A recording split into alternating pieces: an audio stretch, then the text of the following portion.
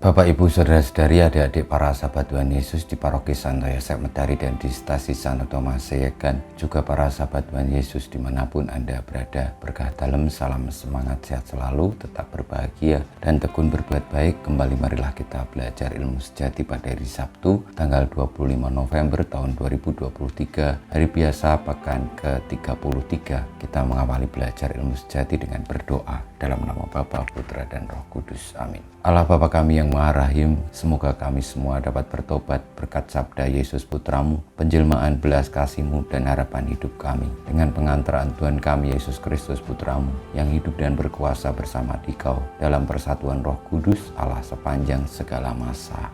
Amin. Para sahabat Tuhan Yesus terkasih, kita akan belajar ilmu sejati dari Injil Yesus Kristus menurut Lukas bab 20 ayat 27 sampai dengan 40. Pada suatu ketika datanglah kepada Yesus beberapa orang Saduki yang tidak mengakui adanya kebangkitan. Mereka bertanya kepada Yesus, "Guru, Musa menulis untuk kita perintah ini. Jika seorang yang mempunyai saudara laki-laki mati, meninggalkan istri tetapi tidak meninggalkan anak, maka saudaranya harus kawin dengan wanita itu dan membangkitkan keturunan bagi saudaranya. Ada 7 orang bersaudara. Yang pertama kawin dengan seorang wanita lalu mati tanpa meninggalkan anak. Lalu wanita itu dikawini oleh yang kedua dan oleh yang ketiga, dan demikianlah berturut-turut oleh ke-7 saudara itu. Mereka semuanya mati tanpa meninggalkan anak. Akhirnya wanita itu pun mati. Bagaimana sekarang dengan wanita itu? Siapakah di antara orang-orang itu yang menjadi suaminya pada hari kebangkitan? Sebab ke-7-nya telah beristrikan dia." Berkatalah Yesus kepada mereka, "Orang dunia ini kawin dan dikawinkan,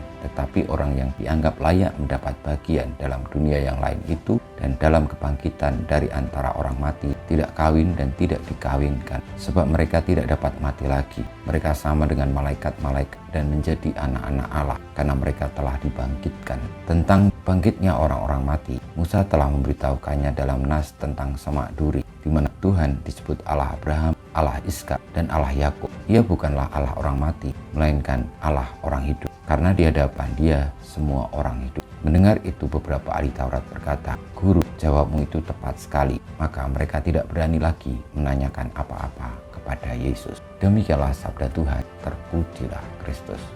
Bapak, Ibu, Saudara-saudari, adik-adik para sahabat Tuhan Yesus yang terkasih, perihal tentang kehidupan setelah kematian di dunia ini selalu menarik untuk diperbincangkan, selalu menarik untuk didiskusikan berkat pengajaran Tuhan Yesus yang juga menjadi iman orang-orang Israel melalui pengajaran dari bangsa Yahudi.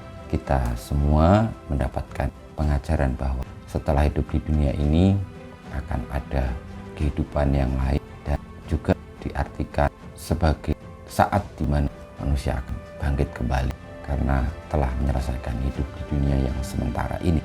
Ketika orang-orang Saduki tidak percaya akan kebangkitan dan lalu mulai menanyakan tentang bagaimana situasi hidup setelah bangkit dari mati, Tuhan Yesus menjelaskan dari kitab suci yang dipercaya oleh orang-orang Israel, dan penjelasannya begitu mudah untuk bisa diterima secara akal budi bahwa memang dalam hidup ini kita sementara di dunia tetap akan mendapatkan hidup setelah di dunia ini yang sungguh-sungguh berbeda dengan yang kita alami sekarang, karena setelah mati adalah hidup di hadirat Tuhan, dan itu semua lalu tidak mempersoalkan tentang hal-hal dunia ini, tetapi menyerupai Allah karena kita diangkat sebagai anak-anak Allah.